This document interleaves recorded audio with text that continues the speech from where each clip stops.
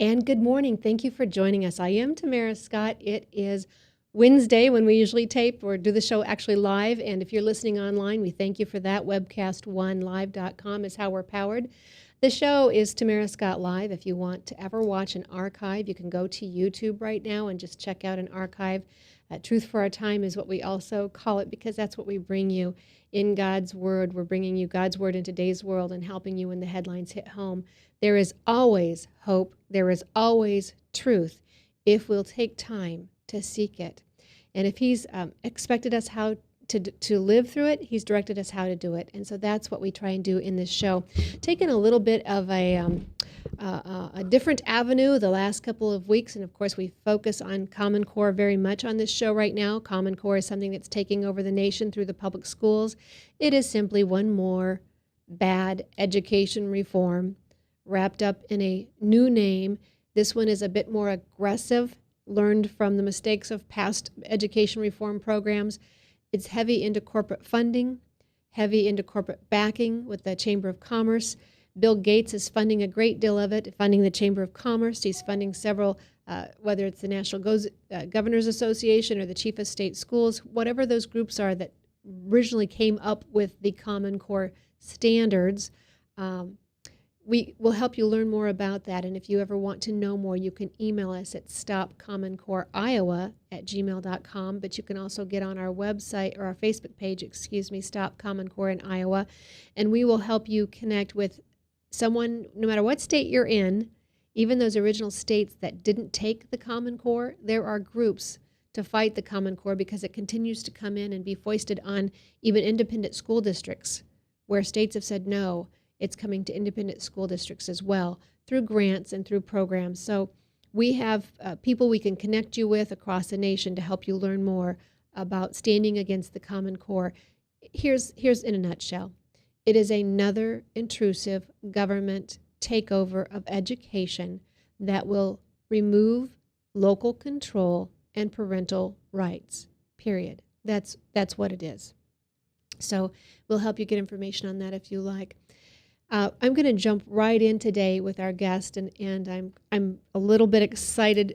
This is a person that I've gotten to know over the years and had the ability to interview from time to time, and just been so impressed and pleased and honored just to get to know the work that they do. I'm going to interview Basil Baz, and I have to apologize because I sometimes don't remember if it's Baz or Baz, but I'll ask him when we get him on the air here.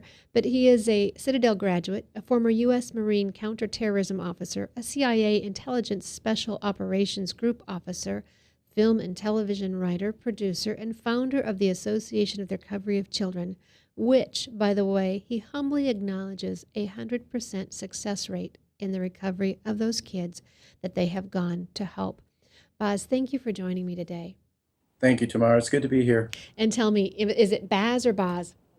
Either way you want to say it, it's fine. It's like Tamara. I get called about everything short of tomato, and I really don't care if the tone is pleasant as long as we can move forward and have good dialogue. So thank you so much for joining me today. I appreciate you taking time out. Thank you. Let's talk to our viewers and our listeners. We have some folks who may be on Webcast One live watching, and we have some who may be hearing it later via radio. Let's tell them a little bit. What is ARC, Association for the Recovery of Children? ARC is a 501c3 nonprofit organization of former law enforcement, military, and intelligence officers who are dedicated to the safe recovery of missing, abducted, and abused children, both from the United States and, of course, globally. And, of course, our services are offered at no cost to if it's a custodial or non-custodial situation or a guardian situation, there's no cost to those parents or those guardians for our services. So then how do you get funded? The 501c3 is what's necessary to keep you going? It is. We're funded through donations around the country, and that sustains us to run operations. Operations average in cost differently depending on where the mission takes us. If it's a U.S. mission, the cost may be less than, let's say, a child that was abducted to, I don't know, Africa or Tunisia, South America, someplace like that. And where are some of those exotic or faraway places where you've gone to rescue children? The most exotic was actually just this past Memorial Day. We sent a three-man team down into the center of Mexico to rescue a 14-year-old girl that was originally kidnapped and sent down to an area of heavy trafficking. And it's run, that entire region is run by the cartel. So it was probably one of the quickest operations we had put together, and it was what we call a Red Sea opening. This is where, biblically speaking, God basically opened the Red Sea for Moses and the Israelites to pass through. Well, when you have an operation that runs that smooth in the middle of cartel country, and one thing opens after another to safely get you and your team home with the 14-year-old, we called a Red Sea opening, which was in this case, which was exactly what happened. We were blessed enough to have a group of investors out of the state of Iowa who actually contacted us along with the Department of Protective Services from Iowa to ask us to assist them in this case. And of course, they funded this as well. So it was a successful operation. We're thankful. Well, wonderful, and we're pleased to hear that Iowa can help in that way. So we just kind of made the jump because we were talking about kids who may be in a custody battle, parental issues. But if this was a trafficking issue, then this was not necessarily a custodial. This is more of the human trafficking side that you also work with. It was half and half. In this case, it's interesting that it was a biological father, not the custodial father, but the biological father who actually abducted the 14-year-old daughter and her cousin, got them into Mexico, extorted the family for money, and threatened never to return them if money wasn't paid. Of course, the family paid that money. The boy was sent home, and he kept the girl. And then he abandoned the girl for a number of months in a certain city that is known for trafficking. So here you have a 14-year-old girl who does not speak Spanish, who is in a high trafficking area, it was just a matter of time before she was to walk from point A to point B that probably 5 or 6 locals would have picked her up and we would have never seen her again. And so, we generally, and the sad part about this arena that we work in is that we're generally going after cases where children and sometimes young adults are already being trafficked. In this case, we made a decision to go after somebody before that happened. So, which is a blessing to have that opportunity to prevent that from ever occurring. So. And so, first off, thank you. Thank you for the work that you do on behalf of all the kids that you have managed to rescue. And I want to clarify again, you have a 100% success rate of every child you've gone after. You have successfully brought them back. And I will add, without someone being injured. That's correct. We've been really blessed with that. And now there's a caveat in that we have gone and unfortunately gone into operations where it was too late. And so once you got somewhere where children were being trafficked, those children were no longer alive. That's the sad side of things. So, but the children that have been alive in the operations we've gone on, we've been blessed to have a 100% success rate in it. Every child we've gone after, we've brought home. And when we talked at one point, you knew where I think 12 children were that needed rescued, but you couldn't go because you didn't have the funding. How is the scenario right now? Are there children that you know about that you could go after if you had funding? Oh, definitely. We are swamped daily with requests and files, and we have the opportunity to locate those people. We know where they are. But again, it is just simply a matter of being able to get the team on a plane to go from point A to point B, to run the operation and get back home. That's generally it. Keep in mind that none of our operators receive a salary, nor do they receive payment. The honorable part of our organization has always been and probably will always be the fact that we do this because this is what God has called us to do. And so we leave that in his hands. But we would love to be sustainable to the point where we ran teams 24/7 and that's all we did. But like every other human being in the United States, you have to pay your bills. So we work our day jobs and then we run our operations based on the donations, and sometimes money we pull out of our own pocket to help with that. So it's all volunteers actually when you go on your missions. And so you mentioned that they're military, that they are law enforcement. I know your faith, your worldview. Of the people on this team, are most of them or all of them born again as well? Generally speaking, all are, or all have some relationship with God, and I think that it oftentimes gets strengthened when they see the hand of God and the miracles that take place. They certainly know where I stand. They are certainly either courteous or their hearts have been mellowed to the point where they participate in prayer. They are believers.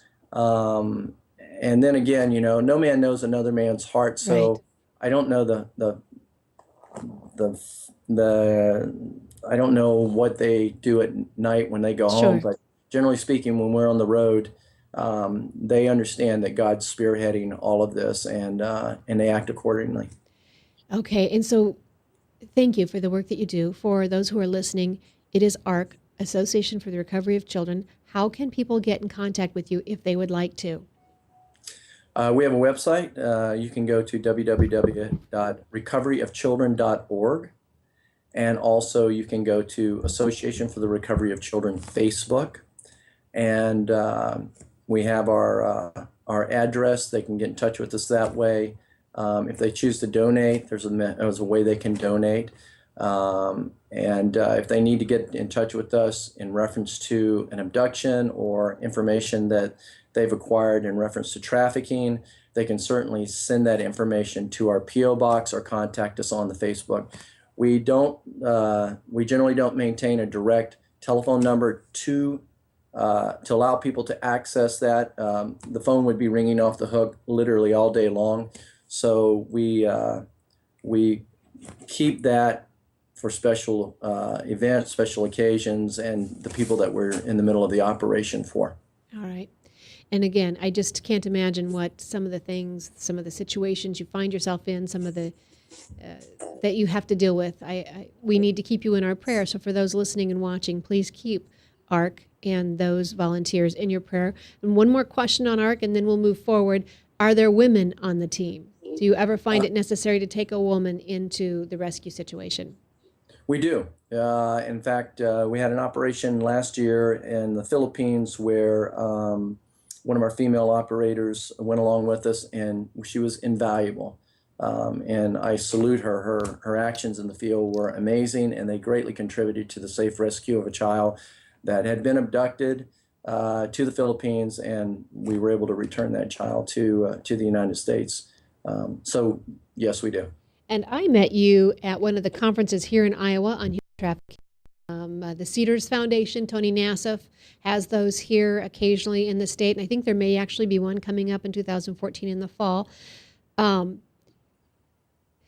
work that you do, helping with trafficking victims, when you have, I guess, if we're going to segue here, one of the reasons I called you, Baz, is that what we're seeing in America today, we just had primaries in several states across the nation, and I know we want things to be corrected. We want to think that things are going to get better in D.C., and oftentimes we're incredibly disappointed over a primary, or maybe we're pleased and hopeful over a primary. I've come to the conclusion that while all of that is necessary, it's necessary for the laws that we have, it's necessary to procure the ability and the freedom to continue to evangelize and share the faith.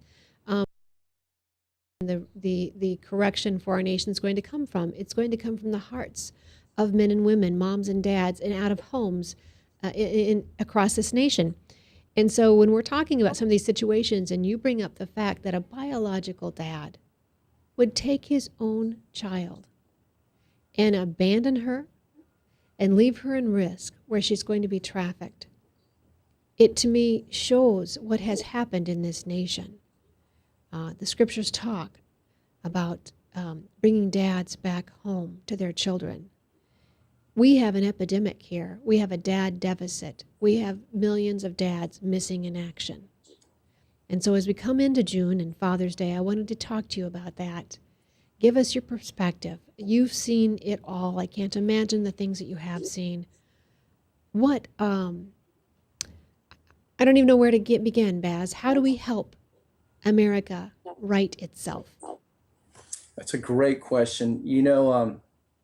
If people don't follow God's guidance, so to speak, they have no moral code, they have no moral line to toe up to, then they rely on themselves. And when we rely on ourselves, we rely on the world and the world's influences, and therefore we act and behave as the world would act and behave. And the prince of this earth and of this world is Satan. So we know those influences exist. We know that it's more of a spiritual battle than anything else. But as dads who are believers and dads who are not believers, the very first thing we've got to do in this nation is we've got to know what that moral code is. We've got to humble ourselves before God, and we have to do what God wants us to do. For example, I don't rescue kids because I think it's cool. I don't rescue kids because we get coverage on it. We do this because God has called us to do this, and we're being obedient. And that's what God wants us to do. As godly men in this nation, it is not enough to say, I'm a godly man. You have to take what God has given you, and we have to act upon it. For example, when people ask us why we do what we do, we simply reply, if we do not, who will? And that's it. And I ask all the dads in the world, if you do not, who will? If you don't follow that moral code and be responsible and accountable to God for the way He wants you to act as a godly man, then who will? You'll leave it to the world for your daughters, your sons, whatever you whatever you want to call it. And another thing faith-based men have to do is we've got to step up to the plate and quit being afraid and quit hiding behind God's skirts, so to speak. God, I mean, it's pathetic. And for the listeners out there, I call you to this challenge because, and I'm not putting myself above anybody, but we get to a point where all of a sudden we have no fear because we trust in God and we're accountable to God. Now, I come from a long line of war fighters. I was a Marine, I was special operations. The people that I associate with now are Delta, former Delta, Navy SEALs, whatever it may be. And yes, clearly some of them are the bravest of the bravest. And that is what that's what we adopt to, so to speak. Every godly man has got to meet that marker. That's what you have to be in God's kingdom. And you cannot hide behind it. And let me tell you what, if you are hiding behind that, and if you are not stepping up, toning the line, if you're not saluting the flag, if you're not being a patriot, if you're not standing up against, like you were talking about, the government's educational program that's going to corrupt your kids once learn more about it. If you're not becoming a voice in this nation and saying enough is enough, you might as well get off the playing field. That's it. Because guess what? We don't need you. And God doesn't need you either. And then God doesn't approve of fence sitters. We all know that. He says, you're either hot or cold. If you're lukewarm, I'll spit you out of my mouth. Well, guess what? In our community of godly men, that's the consensus. You either step up the plate, you put your pack on, you do what God has required you to do, or you just get off the battlefield. And so how do we help so many people understand? Because many of them have just gotten off the battlefield. They've just gotten off, period, and walked away. And so how do we help either these young men who are getting ready to get married or young men and women before they ever take the plunge to get married, and the dads who are in the home? How do we help them step up? Because they just seem so eager to let somebody else do it. And I think this is part of the problem. We think the public education system is going to teach our children. We think the youth pastor is going to give our children their spiritual faith. It's a buffet where we just drop our kids off here and there for someone to render their services and raise the kids that God gave us. And I find it very frustrating. And I know some women have to work. I get that. Some choose to work. That's your choice. If God's in it, He will bring protections and put things in place. As you talk about the Red Sea, He'll put things in place for your kids and you. So I'm not decrying women working if they wish or if it's part of the plan or if they need to. But there are a lot of women who are forced to right now because of the situation economically. We've got a government who would love to have two income taxes coming from each home rather than one set of income tax, which is why we need to do away with that whole, I think, 16th Amendment. I'm not sure. I'd have to go back and check. But how do we help these parents come back and take charge? They see it. TV's full of the tough guy stuff. It's full of the fighters in the ring and the shows about competition and the Survivor and all that. How do we get them to have that same mentality with their families, that they will give up nothing and they will hold guard over their families? First thing we have to do, Tamara, is we have to. Oh, you know what, Boz? Before you start, I just looked at Yep, my clock. I've got to go to break. I have to be better about watching my breaks if we're going to go on air. sure. On radio. So we'll go to break right now. When we come back, you can give us that answer. I am sitting with Basil Boz, and we're talking about a variety of topics from dads missing in action across America to where we will finish in the Middle East on the treatment of women, and finally with this soldier who was not missing in action, not a prisoner of war, according to what we're hearing now, but was AWOL. We'll have that discussion at the end of the program. So stay tuned. It's bound to be full of intrigue, I think. And we'll come back right after these messages. We thank our sponsors and appreciate you listening in. Get away from us, you neat old credit card.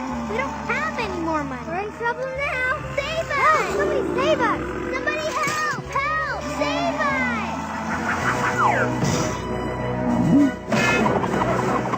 Hi, I'm Tom Coates from Consumer Credit of Des Moines. If your credit card's a little too animated, give us a call. Hooray! We're saved! Consumer Credit, you're our hero! Hey, what's wrong? Logan wants Let's Rock Elmo for his birthday, but since Steve lost his job, I don't think we can afford it. What did you do for money last year when you and John were struggling to make ends meet? My secret? I went to Me and Mommy to Be. We sold all of Megan and Ryan's clothes and toys there. They give back the highest percentage on their items in the area, and it was so easy. Megan's clothes? She's 15. Yes, they can sign newborn through trendy teens.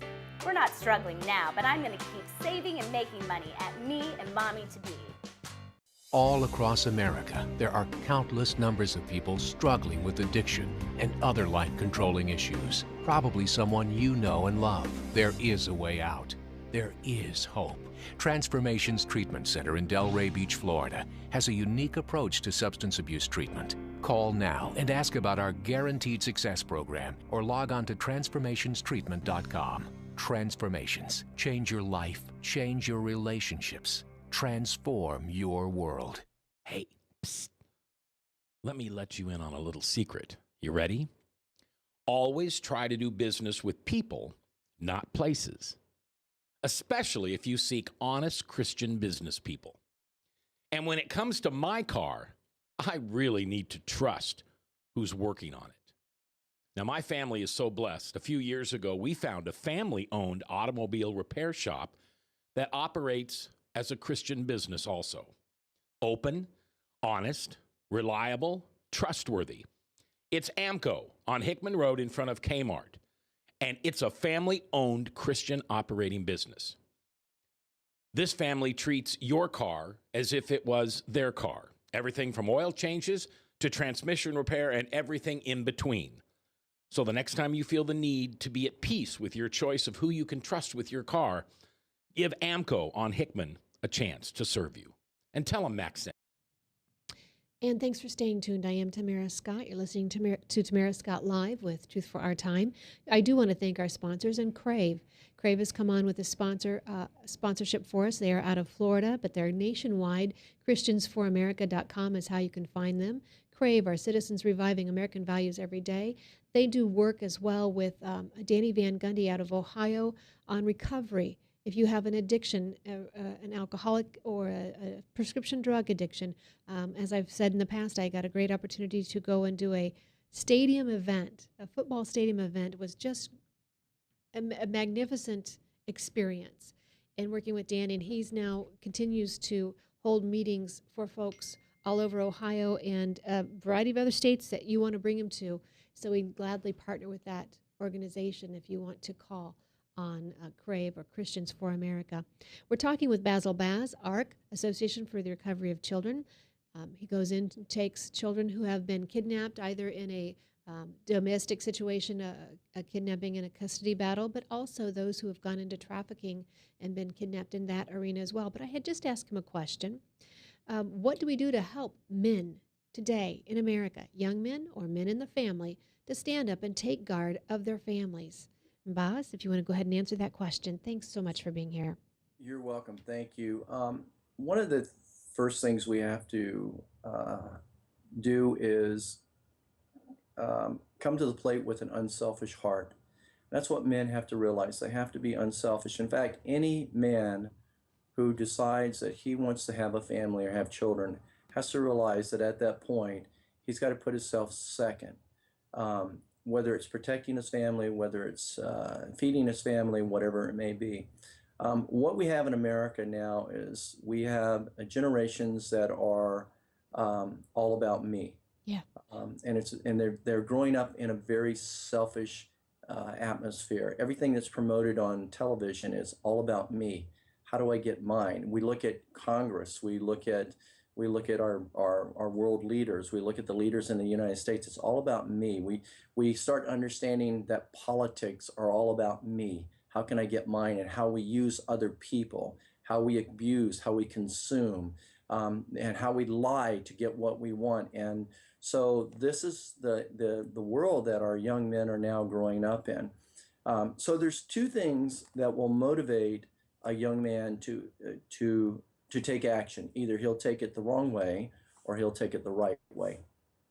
If he's motivated by an unselfish heart and he understands that that's where he needs to be because perhaps he had an example of a father or a mother who are very unselfish and they set that example for him, then he's probably going to grow to be a well-defined young man who's going to be unselfish with his kids and everything's going to be okay. If you have a young man that did not have that example set in front of him and he doesn't understand that you need to be unselfish and that doesn't motivate him enough for him to be unselfish, then you simply need to let him know this.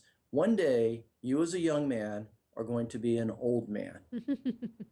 And when you become an old man, the way you treat your kids is the way you're going to be treated. So if you abandon your children when they are young, if you are selfish, if you're selfish and you don't care for your children, this is the example that you have set before them. This is exactly what they will grow to be a generation after this. So therefore, when you become an old man and you're in your 80s and you really need the help of your children and you're wondering why your children aren't visiting you or why your children want to dump you off in a care home, why they never call you, why they're so busy and so selfish with their own things in life, that's exactly why. You know, this is one of the best things about doing this show is I learn, and even those things I know, I am reminded of. And as a mother of 4 adult children, 3 of which are married and live on their own, what you're saying is a good reminder for me. If there's that balance as a mother-in-law, you don't want to intrude and bother all the time, but I need to remain active and whatever interests them, continue to be a part of that so that later on they are still interested in me. So that's a great reminder for me. Thank you very much for that. I want to talk, you hit it on the head with this selfish mentality that we have. What's happening to our kids? I mentioned earlier dropping them off here and there for somebody else to raise them, to teach them, to train them. Oftentimes, these kids are plunked in front of the TV, and now even more frighteningly is the use of the internet. We have no idea what they're watching unless parents are active enough to go in and do a history. We have little idea of what they're seeing, all the characters that they know, the Twitter world, the Instagram, the Vine, things that they may be involved in that we have no idea. Boz, you're in the human trafficking aspect of it. We have girls who are now taking photos of themselves as a minor. So they're a victim, but they're also a perpetrator, which makes it very difficult for a prosecutor to charge. What has happened? How do we come out of this? Our kids are so corrupted at this point. How do we best come out of this? I think one way to best shake us up is to hold parents accountable. I've always believed this to be true, and I've actually seen it actually work. For example, let's say we're dealing with a minor who commits a crime. I think the parents should be held just as accountable. Let's say you have a 14-year-old that bullies somebody or wrecks a car or whatever it may be, or is caught drunk or whatever, and instead of or along with passing judgment on that child, whatever that should be, the parent should be responsible, and you should pass judgment on that parent as all. Also, if a parent, if a child is 16 years old or a young adult, and they're caught drunk driving, and now their license is suspended and they're thrown in jail for 30 days, I think you should take the parent and throw them in jail too for 30 days and say, this is your child, you're responsible for them. And therefore, what they do is going to reflect on you. And I think that's a quick way of starting to get parents involved in what their children are doing. If a child is involved in pornography or prostitution, I think again we have to go to the parent and hold the parent accountable. I believe with all my heart that if we start holding parents accountable for their children, of course there's nothing you can do after they become adults, but prior to that, I think we'd start seeing things turn around a little bit in this country. If we did that, we might see a surge into homeschooling, or at least away from the public schools, because there is no way that you can hold parents accountable when these kids are being taught and trained the things they are in the public schools, whether it's pornographic text in the literature that they have to read. It would be quite curious, and that leads me to my next question for you: what we're seeing on the college campuses, the violence that's taking place, the rape, the sexual assault. Campuses are now discussing it, so we're on the right path. But the way they're coming out with help is yet to be determined if it will be helpful or not.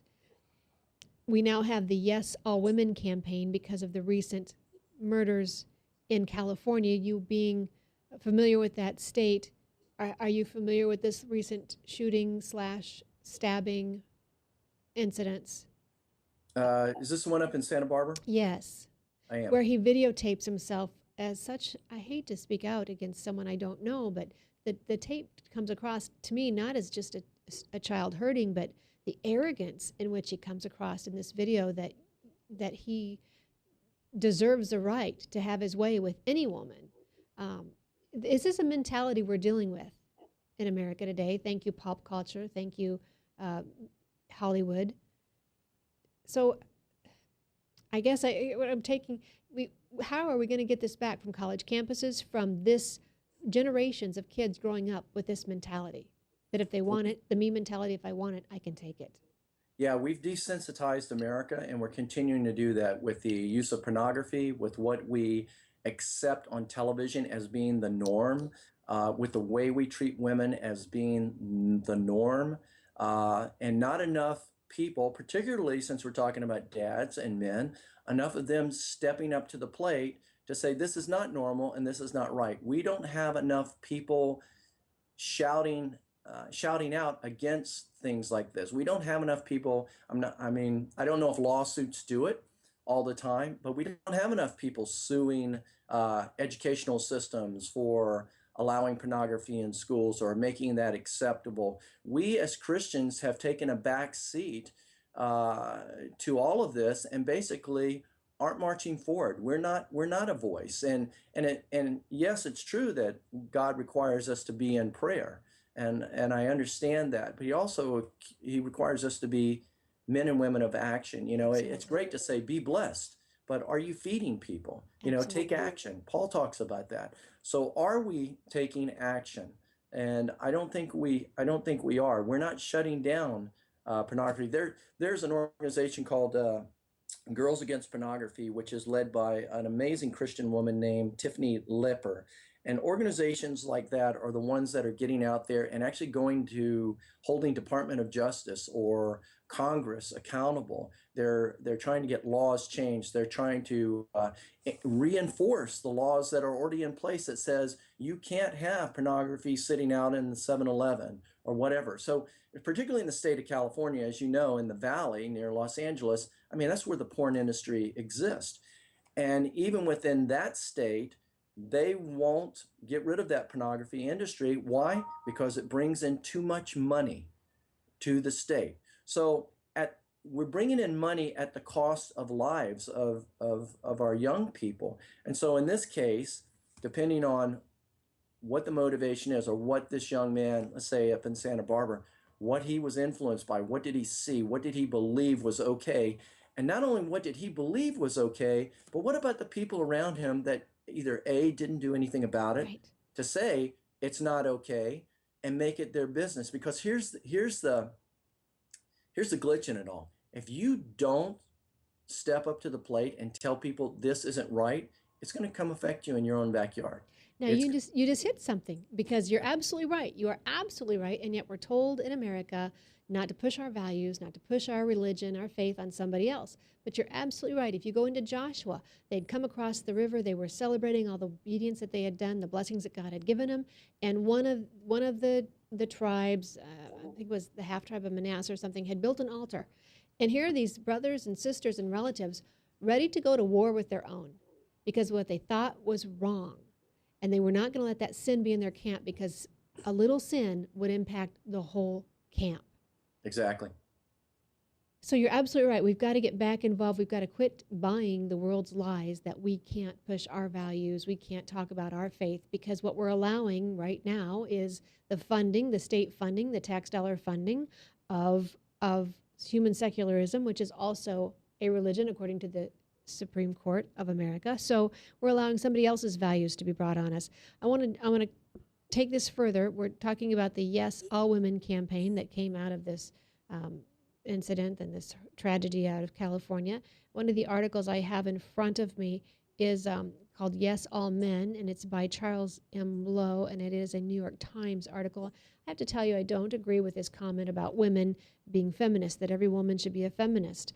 I don't like the connotation that comes with feminism. To me, there doesn't have to be a dislike of men. There doesn't have to be a strong female. I don't have to be belligerent. I don't have to have a lifestyle orientation that's one way or the other. I can respect my husband, love him, and appreciate him for all the facets and talents and giftings that God has given him, and still be a strong female. So I reject that premise, but I like what he's saying, that everybody should be out for the safety of women and the rights of women. And you and I talked about that just briefly the other day. Women, give us a little touch on that. Women can be strong without being what the world sees as a feminist. You can, it's not about being a feminist. It's about just being a woman. Within itself, within your own God-given right, as God defined you as a woman. I grew up with a father who was a Green Beret and went off to war to serve his country, and a mother who was extraordinarily beautiful, and still is, and yet had to be strong and had strong traits, and disciplined her kids and handled the house, and was an amazing and is an amazing woman. Still to this day, I have a sister the same way. They're beautiful women, and they have the best of both sides. They have they're females, and they're beautiful, wonderful, godly females, and yet they have intelligence, they have strength, they have character, and they have the ability not to let people push them around, and oftentimes far more diplomatic than I can be in many cases, to be honest with you.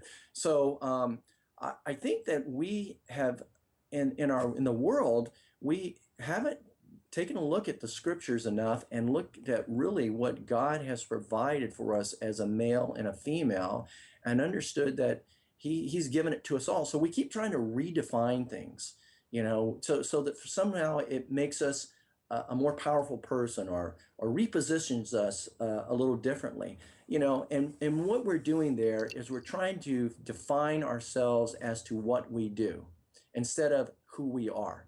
And if you can figure out who you are and be okay with the fact that you're a son or daughter of the Almighty of this universe, of God Almighty, you'll find a lot of power and strength in that. You'll never be run over. You'll find balance. I mean, God has never put anything in his word that hasn't really kept us balanced in society and in this world. That's why our forefathers leaned so heavily on God for this nation and the creation of this nation.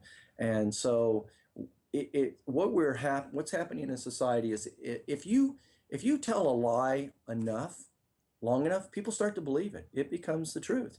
And so in America, we're listening to the lies over and over and over and over and over that we start believing it. And what is that lie? Well, that lie may be that pornography is okay. That lie may be that it's okay to be corrupt in government. That lie may be whatever, that it's okay not to be a great dad, or whatever it may be. As part of our discussions, we're believing the lie. And that's exactly what it is. It's a lie. And we need to get back to what the truth is and stand fast and hold to that truth and stand up for it. And hopefully, now that it's happened, as you say, in California, close to the porn industry, but even Hollywood, perhaps they might take responsibility for some of the wrong teachings, for some of the portrayals of women that they put on the screen and in the music videos. And I'm just going to read a couple quick statistics, and then we're going to go to another break. But 83% of girls 12 to 16 have experienced some form of sexual harassment in the public schools. 83%. 140 million girls, women in the world have suffered from female genital mutilation or cutting. 35% of women worldwide have experienced intimate partner violence, non-partner sexual violence, and 70% of women have experienced violence in their lifetime from an intimate partner. This is the mindset that men are starting to understand because of this conversation. The fear that women walk into an elevator and have to gauge what's around them in a parking garage or wherever they go because of the fear of what might happen to them. We're going to take a break right now. We're going to come back and hope you'll stay with us. This is Tamara Scott, Truth for Our Time, and we're powered by Webcast One Live. We'll be back right after these messages. From the RE/MAX Real Estate Concept Studios, this is Webcast One Live. I'm Brian Leach, owner and general manager of Service Legends. I brought along a couple of the home comfort heroes. Hi, I'm Tammy Wells. I am Nick Wondershad. I'm administrative manager. I am the senior technician from Service Legends. It seems like every good thing, when you feel it to the bone that it's good, there's a lot of hard work put behind it. I don't think that you can fake it and have it turn out good. You know, if we seem like, okay, that's just weird, it's just a furnace, why would you believe so deeply in a furnace? It's not just that, you know, we want to show the world that you can have good service. Yeah, I mean, it's gotta be, it's your home. You know, it's built into our daily trainings, it's built into our culture, that we're gonna do whatever it takes to have each client say they love us, period. That's why we spend all the hours in the training that we do. And if we guarantee it's gonna be a good experience for you, or else it's free, what type of work do you think we're gonna do? There is a guarantee. Temperature selection guarantee, fixed right or it's free guarantee, comfort guarantee, best value guarantee. All of these guarantees hold us accountable to ensuring that we exceed your expectations. And if for whatever reason we'd fail and we can't make it right, we guarantee all of those guarantees with a 100% money back guarantee. I mean, if you don't think that your technician can fix it right, are you gonna say that to a client? No. You don't have to worry about having a technician come to your house. We drug test, background check all of our team members. We put safe people in your home. Each and every one of our service techs, 400 hours a year in training. You tell it the minute they walk in the door. They know what they're doing, they've done their homework, and they actually truly care about what you want. Because at the end of the day, you're the person that makes sure I have a job. They're gonna be listening. They're gonna wanna know what your challenges are. Then they're gonna come and give you options, and you get to choose. If I'm there to help and I make it easy and painless, I did my job right that day. Well, when it comes to your comfort, safety, and your family, you know, you don't necessarily go buy the most expensive, but you get the most bang for your buck. Oh, it's worth it, because there's a lot of people that will find a way to get it to work right now and then leave and then come back, charge you again, and the cycle just repeats itself. So when I'm out there looking at the furnace, I want to find why it failed today. How can we change the part today with something that you're not going to have to worry about? Is it worth changing the part today? I mean, you can put a lot of money into a furnace. I can fix parts all day. There's good job security in that for me. But is it the right thing for you? I get a lot of the phone calls of after the technicians are there. They're just in awe. They're like, wow, you guys are great. I mean, I don't even know what to say. You guys are great. Everything you did was perfect. It was great. Keep going though. I like this. Just give us a try. I'm gonna take all the risk. I've got the time to make this right. I've got the support to make it right. Just check us out. And if you don't see the value in what we do, I mean, fixed right or it's free or 100% money back. enough said.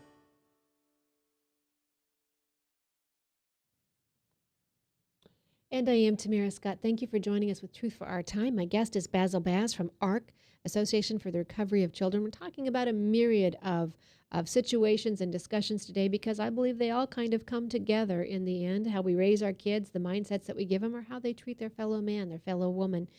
I just gave you several statistics on what has happened, what women face, violence, the assault, the intent of assault, the fear of assault that women deal with. And I'm just now posting on Truth for Our Time Facebook page the story of the 27-year-old, I think it's Miriam Ibrahim, I think, age 27, who has been sentenced to death because she married a Christian. She's of the Muslim, or she's said to be of the Muslim faith. You're born into that, apparently, and you have no choice about it. And so I don't want to get into the Islamic discussion, but here's this one more example of the suffering that women take around the world. Boz, when we go over to the Middle East, I guess maybe I do have to get into the Islamic thing a little bit. American women just can't understand, even with what we're dealing with in sexual assault. We can't understand the freedoms and the liberties that we have in this country, do we? Don't, and in fact, it's interesting. I have spent probably the last 9 months over in the Middle East working on another operation. So I've had the opportunity also to speak to a number of women of the Islamic faith in certain Middle Eastern countries and get a pretty good feel of what goes on in their personal lives, not only socially, but also at home. And so for many of them, if there's a divorce, they don't get any say over it. They certainly won't get to raise their own children in most cases. They don't. And if I were a female, I don't think it's a place that I would really want to live. Right, right. Knowing what I know now in America, the freedoms, you're greatly restricted, and you're almost, in my personal opinion, you're almost in slavery. I think that's probably the best way to say that. We have Dr. Stephen Kirby come on the show from time to time. He's written a couple books on Islam, and we talk about the women. We've had guests from the Honor Diaries, women who've suffered the violence because of Islam. Let's jump into the Middle East and what's happening over there. You, with your CIA intelligence work, you're a former U.S. Marine, and your work with counterterrorism. So the story that's hitting the news lines, the headlines lately, is this one with the officer who, when we heard the headlines, was a great rescue of a soldier who had been missing. And now, as more stories are coming out, I look at the story from Chuck Todd on NBC. They traded this soldier for 5 members of the Taliban who were held at Gitmo. I can ask you questions, Boz, or you can just kind of jump in and take us where you want to go with this. But first, let me just ask you this question. I didn't think that we negotiated with terrorist kidnappers. We don't. That's the law. And when this started to unfold, our community, meaning the special operations community, both active and former, all became one voice and had very, very heavy discussions on what we thought about what was taking place from the White House level and on down, even with Bergdahl. And well, not generally, we all came to the same conclusion, that the president has played his last hand pretty much with veterans and people like herself, historically bypassing congressional approval on a number of issues. And I say this, I stand up and say this, appearing with the arrogance of the same type of dictators that we go to other countries to defend the innocent against, and being caught in one lie after another, starting with Benghazi, and never being held accountable, nor those serving under him, such as Hillary Clinton. So in a time when the law clearly states that we shall not negotiate with terrorists, and he, the president, does this in a time when aiding terrorists is punishable by our laws, where an American would be immediately arrested by the FBI for doing such, the president of the United States has done so, and is clearly, in his opinion maybe, above the law,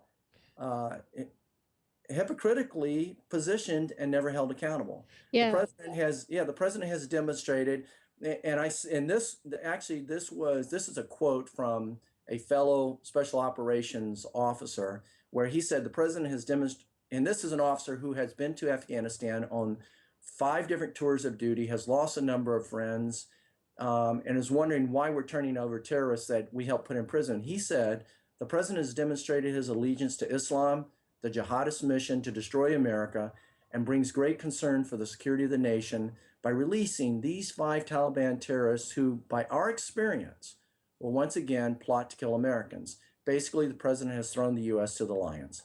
Absolutely. I mean, how can we think anything different? And so supposedly they're going to stay in a certain locale for a year. Why would we believe that?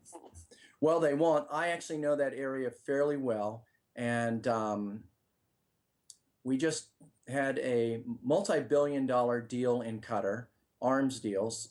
Qatar is considered to be an ally, a strategic ally for that region for whatever reason.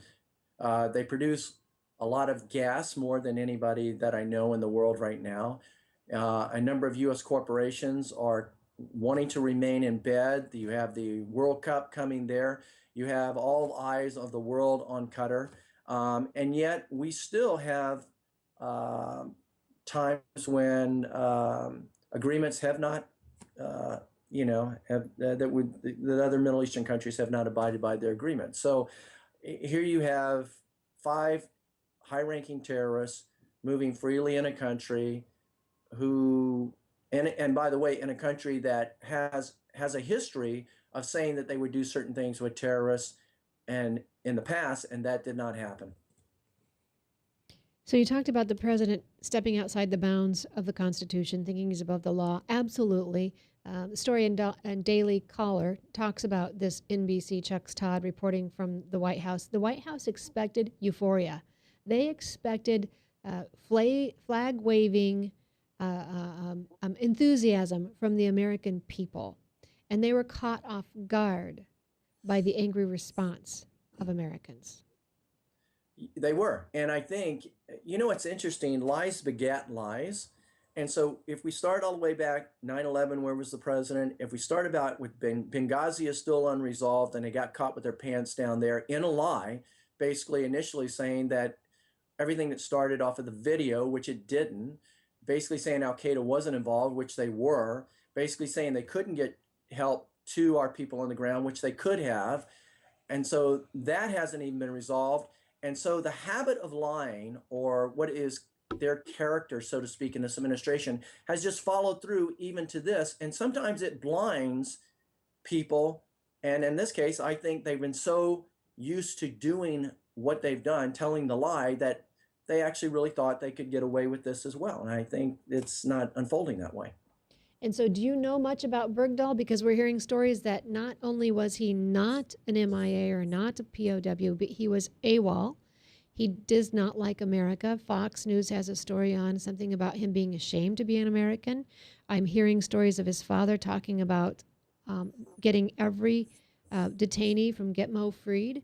So have you heard about this? I've heard these through news reports, and I think I can best sum it up, my opinion, at this stage, because I still think a few other things need to unravel. I have actually talked to people who have been on the ground with him. We leave no man behind who served honorably for the service of his nation.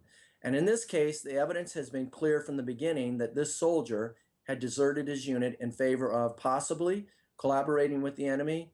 Then the no soldier left behind doesn't really apply here, for he is no longer a soldier of the U.S. in our eyes. So we have no doubt that after 5 years of incarceration, that the White House had full knowledge of the circumstances of his misconduct, and yet the president attempts to convince America that Bergdahl's a hero. It doesn't make any sense. And when you mentioned that, no soldier left behind who served his country honorably, I found myself cracking up, and I shouldn't be, I don't mean to be lighthearted about this, but it is the same thing we do with the scriptures. We say the one phrase we want, the greatest commandments, to love your neighbor. We forget what it says before that, to love your God with all your heart, with all your soul, with all your mind, and obey his commandments. So the same thing here. The governor's picking and the president is picking and choosing those things that suit him. And we've seen now the statement reduced to, at least I brought one more home. I brought one more soldier Sure. to safety. And so I'm hearing there are reports that in searching for him, whether it was when he was originally missing or more recently, that there were soldiers injured or killed. Is that the case? So we lost soldiers while going after him? That's a report I've heard also. I think one of the things we'll have to do is I think that there'll need to be further investigations. I think that Bergdahl should be tried and judgment passed through a military tribunal. And honestly, if he's found guilty, if someone were to ask me what should he do if he's found guilty, I would tell him, I'd say, if you're found guilty, do yourself a favor and leave the country. Because I'm going to tell you something. This is one thing among veterans, and especially we who have lost our comrades in arms. This is something we do not tolerate. Treason, I can't even begin to express in my heart how angry this makes good men and women who have served their nation and their country. And what makes us even more angry is to watch the President of the United States get caught in some lies about it, or the fact that he tries to make us believe that releasing 5 terrorists is okay, and yet turns right around in front of the camera and says, well, there might be a possibility, of course, that these 5 terrorists could come back and do us harm again. It's like, it's incredible. It's just incredible. And what's even more incredible will be the fact if the American people don't do anything about it. Right. If they don't force a congressman to do anything about it. If this president's not impeached for it, for breaking the law, if he's allowed to be above the law. I mean, it's just, these are the conversations that I'm having with other people from my community. So Bergdahl, we see it with treason, and are you saying the president himself with treason? No, I'm not saying that the president is in treason, but I will say there is question. If I were to aid a terrorist organization, one terrorist, let's say 5 terrorists, if I were to try to aid them in their escape or provide them with funding, sure, or whatever it may be, the FBI would come and arrest me. Absolutely. And the president just did that. That's what the president did. And America needs to understand that the president of the United States broke the law. He didn't even ask Congress for permission to do it, supposedly. And here's another issue that's very interesting. We know that region really well. And we know the people that actually had him captive or held him as hostage. They're great money traders. I'll bet you we find out that somewhere down the line, if we investigate enough, that money was also provided to his captors. And that is a whole different ballgame when we're talking about the money that was provided. Where did it come from? Who gave it? And how much did we give? I'm writing that down. Can we tweet that out? Sure. Where did it come from? Who gave it? And how much? Is that what Yeah. Okay. Now, how does this fit in with Snowden? And I know we're closing down. This always happens. I always want more time when we get to this part of the show. We're closing down. How does this fit in with Snowden? Snowden was not a soldier. He was a contractor and blew the whistle.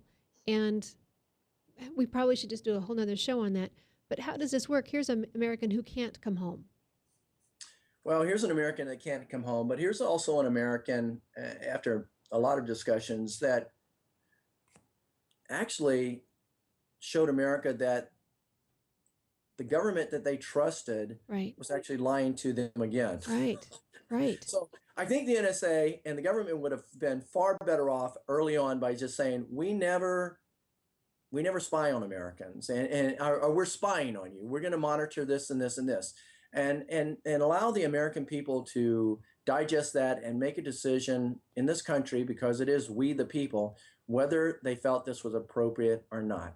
You know, in the old days, we had checks and balances. If you were going to tap somebody's line, if you were going to spy on their computer or whatever, I believe that you were required under law to get a warrant to do things like that, to make sure that, you know, these things weren't abused. And of course, that isn't what happened. So is Snowden a hero? Is Snowden a traitor? I don't know the entire Snowden situation.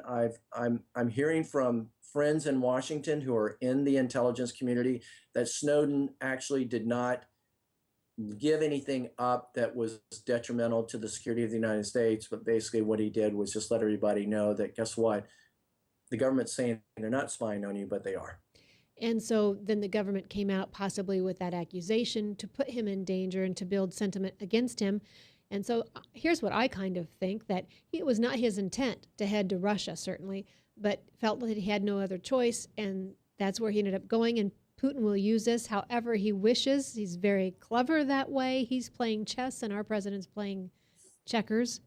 And unfortunately, doesn't look like a match for Putin. And so now we have a situation where I wonder about this young man's safety. What's happening to him there? He's behind closed doors. I have no idea. For the mother heart in me, it's very concerning. But I certainly want to have national security at the front of our minds as well. So I don't know, closing thoughts on that. You know what? I have no idea what's happening to him in the Soviet Union either. I do know that the Soviet Union, make no mistake, they are forced to be reckoned with, Right. and to some degree respected. They were our arch enemies for many, many years, particularly during my time in the CIA. You know, the KGB were, they were on their game most of the time, and you had to respect that in kind of an interesting way when it came to the world of espionage. I think that we are fooling ourselves if we actually think we can tell Russia what it will or will not do. And they offered Snowden, I guess they offered him sanction. What deals are being cut between him and them, I have no idea how Putin will use it. I have no idea. Putin has shown himself to be an incredibly creative leader of his country. So I'm sure he'll come up with something pretty ingenious. We are out of time. I thank you for taking time out. Our listeners should know I caught you while you were actually supposed to be having some vacation time. So thank you for taking time out and joining us. And if you ever have a situation, something you want to bring to the American people, please at any time contact me. You always have an opening on this show. But I thank you for the work that you do on behalf of hundreds of kids, children, parents, and for the work that you do against trafficking, helping people understand pornography and the dangers of it. I appreciate what you're doing, Baz. You're welcome, Tamara. Thank you so much. God bless you, and thank you for your time on your show. To our listeners, thank you for staying tuned. You can find this and all of our other archives on Tamara Scott Live on YouTube. And if you want to learn more about Tamara Scott Live, you can always email us at truthforourtime@gmail.com, truthforourtime@gmail.com, or find us on Facebook. And you can also find the Association for the Recovery of Children on Facebook as well. It's been a great hour of information. You've been given good information. Take it, use it. You heard his challenge. Talk to your congressional members about impeachment, about justice, about national security. Why? Because your future does depend on it, and you can make a difference. As always, I tell you, be encouraged and never be complacent.